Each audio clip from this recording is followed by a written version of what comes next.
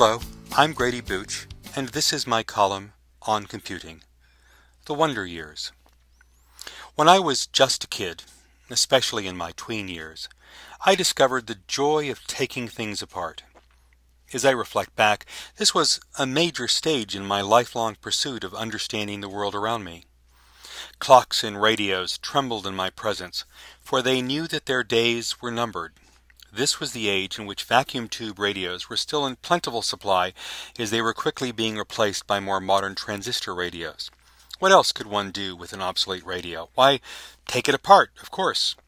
Over time, I accumulated a large collection of capacitors, resistors, inductors, and various other dietrichs harvested from the rich pickings of many an old radio. To further my curiosity, I would visit our local library as often as I could, searching for the latest book on electronics that would help me understand what all the parts did and how I might bring them together in new, interesting ways, especially in ways that created sparks or smoke or smells. Clocks were another source of destructive joy. The great thing about mechanical clocks and watches is that they have so many moving parts. In particular, I remember a much-loved pocket watch. While it worked, I would often remove its back and observe the action of its gears, marveling at how they were so cunningly fashioned. I take responsibility for hastening its demise, thanks to my enthusiastic overwinding. But, to me, this was not a loss, but a grand opportunity to take it apart so that I might understand its operation.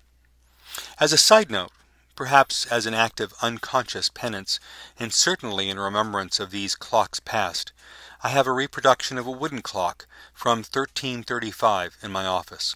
Its steady ticking among the frenzy of the billions upon billions of transistors in all the computers that surround me offers a comforting contrast. And that's the thing. If you take apart a software-intensive object such as a smartphone or a laptop, what do you see? Very, very little. Recently I had the pleasure of replacing a hard drive in my laptop. Again, I call it a pleasure, for it gave me the opportunity to open up the back of my MacBook and peer inside. To a geek such as me, it was a thing of wonder. Here was the CPU, there was the main memory, over in this area was all the logic for driving the display, all cunningly manufactured in ways to optimally balance the engineering forces on it. Heat dissipation, interchangeability, electrical noise elimination, economy of space, function cost, and so on. From a hardware perspective, I could have easily explained to a non-geek what most of the components were and what they did. In fact, from time to time, I would take apart a computer or an old printer with one of the children in my life, showing them the joy of taking things apart. From a hardware perspective, this was enough to begin to part the curtain on computing. Behind the glossy displays, switches, and sleek cases, it was possible to reveal the physical stage on which the computing took place, at least at a high level of abstraction. However, that's not nearly enough to explain the mystery behind the curtain. To begin with, most hardware is so tightly packaged that there is no there. At least in the days of discrete logic, one could identify basic circuitry. But with modern packaging, all of the interesting stuff is hidden behind dull, uniformly colored rectangles. Furthermore, unlike an old radio or a mechanical clock, there are few visible cues for how those parts work with one another. But it's even worse than that. As we try to part this curtain, we realize it's far more complex and ineffable than we first thought. Hardware is the physical body that we bring to life by the breath of software, and, like air itself, there's nothing to see, nothing obvious to take apart, to help one understand how software works. Now, as someone behind the curtain, I know that large software-intensive systems are things of beauty. Well-structured systems of several million lines of code have regularity, occasionally punctuated by exquisite chaos, that have incredible appeal, especially knowing just how fragile and delicately balanced its parts must be. Most of my non-Greek geek friends think I am utterly mad. Now, this might be true along certain dimensions, but I'm convinced that opening the curtain on the mystery of computing is important. On the one hand, we are slowly surrendering our lives to computing, so it's good that we all understand at least the fundamentals of computing. On the other hand, no matter what future one might imagine, it relies on software not yet written, so I'd like to help inspire the next generation of programmers to stand in stunned awe at the power and beauty of software in the hopes that they can responsibly contribute to its future. A little over a year ago, we successfully completed a Kickstarter project for our transmedia effort, Computing the Human Experience. We've made considerable progress since then.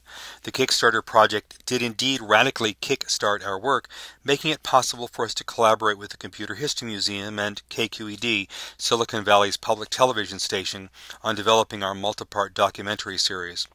As part of that transmedia effort, we're just now starting the production of a series of short YouTubeable videos called Ask Grady, whose purpose is to explain some of this science behind computing. We've been inspired by the work of the Khan Academy, and we've been encouraged by the work of Code.org and Code for America, both of which seek to educate and focus a generation of programmers.